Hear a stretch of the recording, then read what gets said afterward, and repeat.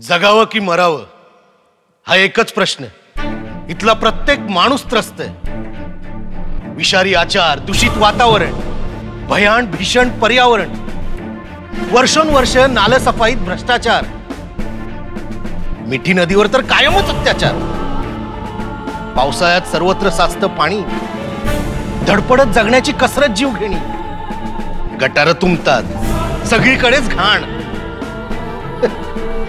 आमच्यापेक्षा ती झुरळ, माशा आणि मच्छर नशीबवान. दुर्दशा केली आहे मुंबईची, जगणं झालंय बेकार. आमच्याच शहरात आम्हीच लाचार.